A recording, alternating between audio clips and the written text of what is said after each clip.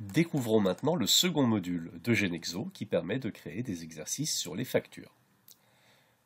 Pour ce faire, nous allons créer un exercice. Vous remarquerez qu'il est relativement simple de comprendre le fonctionnement de Genexo puisque chaque module est équipé d'un petit mode d'emploi résumé. Il suffit de le suivre et la prise en main en sera facilitée. On peut ici faire travailler l'enregistrement et le calcul de factures clients et ou de factures fournisseurs. Il suffit simplement de cocher l'une ou l'autre ou les deux des cases que l'on souhaite activer.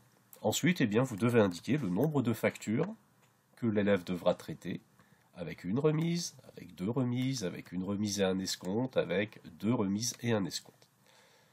On peut ensuite préciser le nombre de factures devant incorporer des frais de port. Le logiciel choisira de manière aléatoire les factures sur lesquelles figureront ces frais de port, et il est possible d'envisager des retours. On va en mettre un ici pour cet exemple.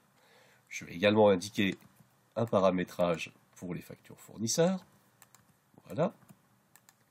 Et il me reste à choisir les travaux à demander à mes élèves, l'enregistrement au journal, la présentation des factures. On ne peut demander que l'un de ces travaux, ou bien demander les deux.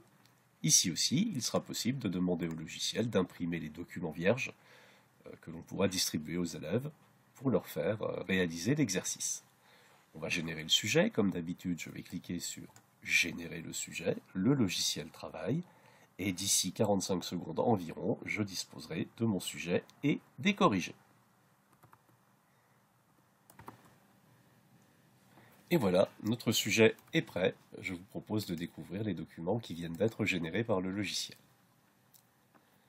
On retrouve le sujet avec, comme dans les autres modules, des noms de clients choisis aléatoirement dans la base des 200 000 noms intégrés, les montants des opérations évidemment choisis de manière totalement aléatoire, ainsi que les taux des remises, les numéros des pièces comptables, les conditions de règlement et toutes les informations liées aux opérations. Le logiciel vous propose les factures qui comportent, comme vous pouvez le constater, les noms des clients fournisseurs. On va aller rechercher la première opération. Retour à Yamini pour 500 € hors taxe avec deux remises 34 et 12%. On a bien une facture d'avoir émise par Yamini pour mon entreprise, avec les remises de 34 et 12% telles qu'indiquées. Et on retrouve donc les différents éléments à enregistrer. L'énoncé indique que le remboursement se fait par chèque. Là encore, la facture l'indique également. On va pouvoir retrouver dans le journal, évidemment, ce retour à Yamini qui est comptabilisé.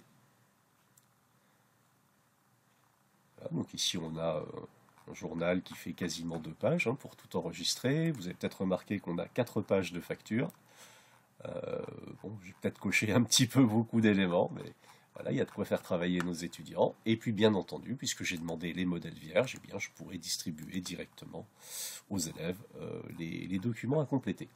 Voilà, ce petit sujet de démonstration est à votre disposition, c'est un cadeau, vous le trouverez en cliquant sur les liens qui suivent cette vidéo. Rendez-vous pour la 3e vidéo de présentation du 3e module.